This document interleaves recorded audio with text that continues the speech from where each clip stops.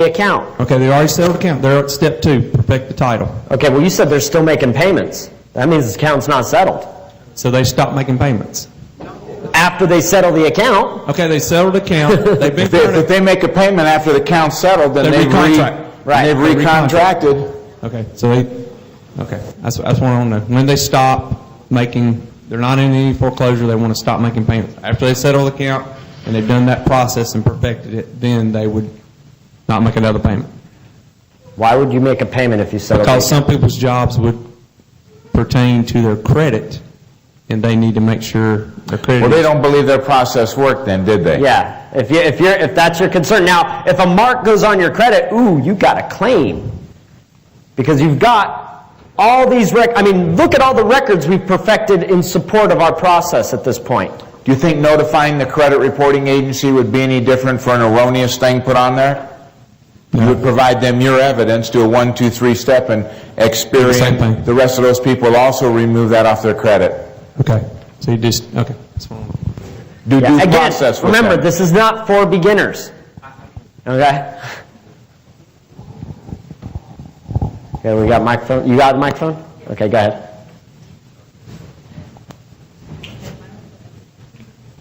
Push it up.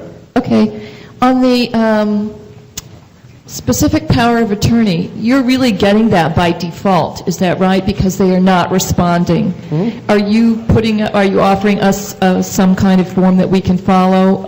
Isn't that going to look like something kind of irregular? It's just in the wording of my demand, my notice. But remember, I had a, what did I call it? Demand for performance? Right. I'm going to have the wording in my demand for performance saying, if you do not perform within said amount of days, you will be granting and conveying to me a specific power of attorney to execute these documents on your behalf. That's it. That is the specific power of attorney. Right, I get it, but what are the documents that you actually file in order for the reconveyance? It's called a full reconveyance of deed, and if you're already in default, you're also going to file what's called a notice of rescission. Now, right. Take a step backwards. If you're already in default or there's already been a trustee sale, the notice of rescission goes first. Okay, got it. Then the full reconveyance of deed. If there isn't a default or a trustee sale, then it's just a full reconveyance of deed. And are those documents going to be part of your download package? No, they're standardized. There's something that you could look up on the web and fill in the blank. And then when you say file those, you're talking about recording them in the county recorder's office. Right. And that is sufficient? Yes. Okay, cool. Absolutely. Because I believe those documents also reference the deed of trust. So you're going to have to reference the deed of trust that you had with that bank. But remember, you're executing on their behalf. So it's going to be in accordance. It should look like any other full reconveyance. If there's a notice of rescission, it should look like any other notice of rescission. I have a question. I think you lost me because I think you was talking about as if you were in the property, how you would take control of the property, and then it seems like at the end you're... No. Listen, if you have possession, you already control possession. Okay, so you don't have to do anything. You don't have to do an unlawful detainer on yourself. Okay. So then, in what condition would you do? Speak into the mic. Yeah, I can't hear you. And what circumstance would you do the other one? What circumstance would I do what? The other one in regards to someone is in the property. Other what? That is the settlement account, the notice of tender, the notice to vacate, the unlawful detainer, and the writ of possession. Okay. I'm not understanding the question. Okay. I guess... Because you're saying all of these things. Okay. You're saying what situation? In regards to control the possessions. Okay. This step 3. Right. If you don't have possession, you got to get possession. Okay. That's what that. And that if you already have possession, you already control through possession. Okay. So if I'm trying to get possession of a property, is that like me driving down the street and seeing a house that I like and... No. If it's abandoned. It's abandoned, yeah. Okay. But that's a whole other process because you don't know anything about the account on that one. Right. What you would do is you would do a claim, like a private administrative process where, as my brother's keeper and guardian of my community, I see that you're harming my community by having a vacant house in my community. Here's your opportunity, right?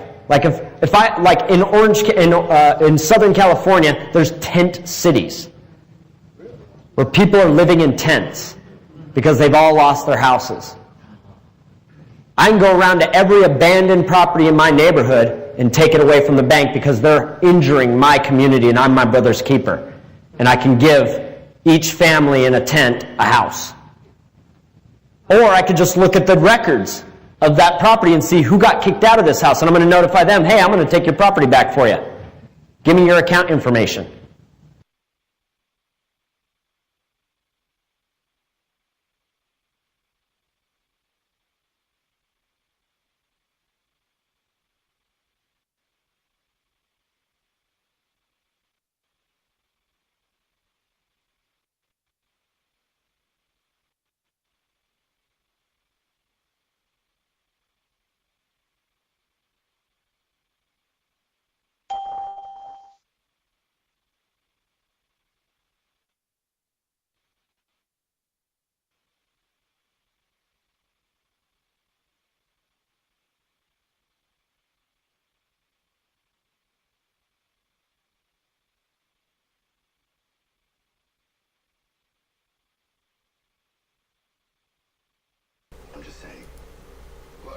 The reason why I hope you caught that, received that, overstand that, is because when you are operating in trust properly, there are things that you can do only because you're in trust that you cannot do because you're not operating in trust. The key to remedy is that you go back to an original lesson of honor, dishonor. Now, we're going to go back to the ATM scenario. All right. When you are not in trust and they are passing along the liabilities to you, your ignorance of these liabilities does that negate the fact that you are in dishonor? This is an open question. Just because you did not know that you were in trust, does that negate the fact that you are in commerce in a form of dishonor? Let me pick someone. Caller, last 4 digits of your number is 0859. I asked the question. If you are participating in a transaction that's really considered a trust, you didn't know it was a trust, but your lack of knowledge and ignorance of that, do you think that negates the fact that you are in dishonor?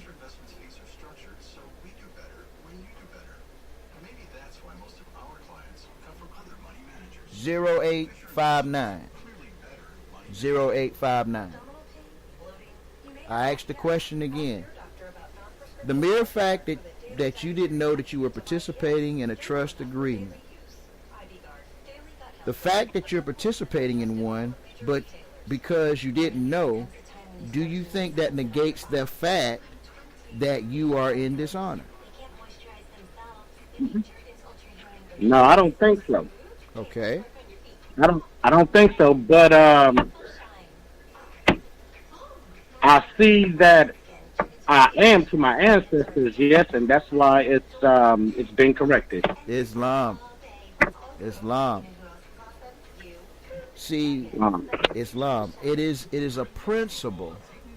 If you stand upon the principles of natural law, if that is your foundation, and you discover in positive law that you are in dishonor, as a fiduciary, just like this brother just mentioned, we must bring it to a form of dishonor.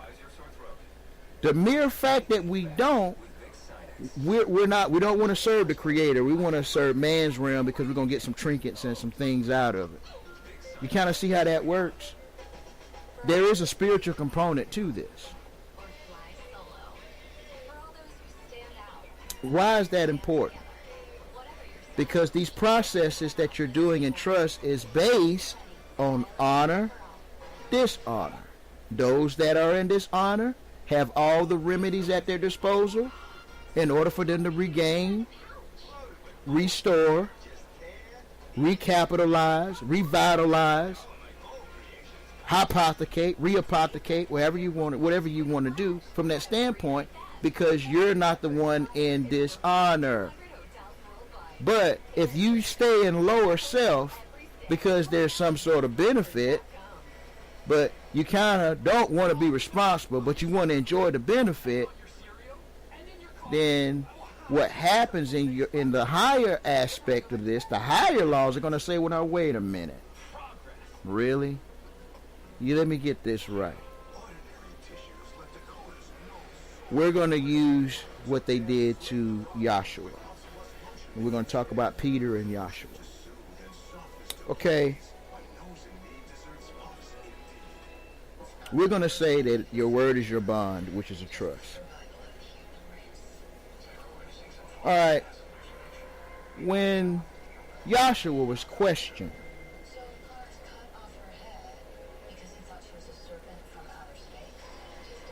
and they approached him, and he was drawing in the sand,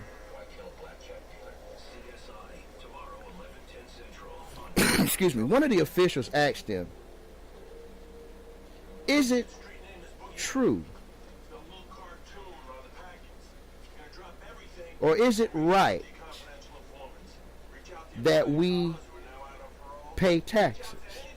I'm paraphrasing. I want you to follow the story.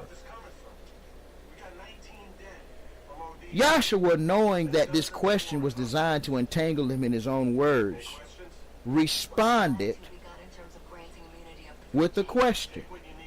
Notice, a king asks a question. Write that down. Kings ask questions. So they took the position of being king and asked him a question, and he took over the situation and responded with a question.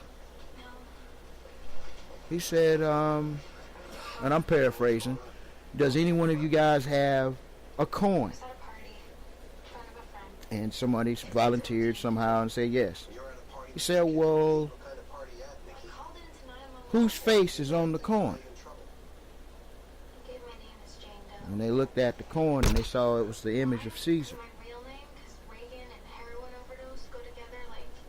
His rebuttal rendered to Caesar what is Caesar, and rendered to God what is God.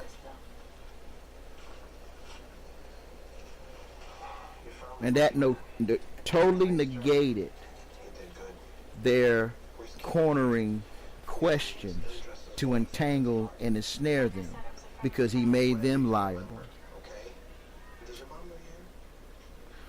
In this process of trust, you must have the same type of philosophy.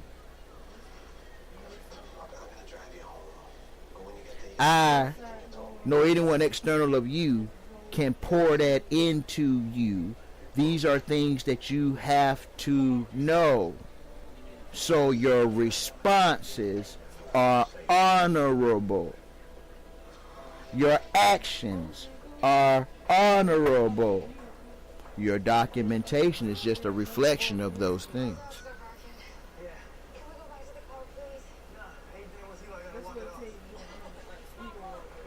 You go down the line, see if we got any questions.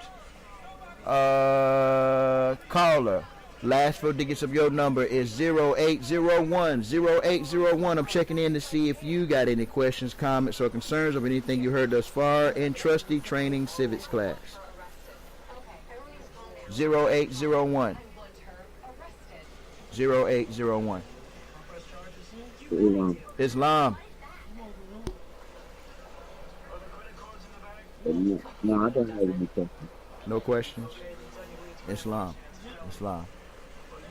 Let me go down the line, see if we got anyone else that may have a question. Caller, last four digits of your number is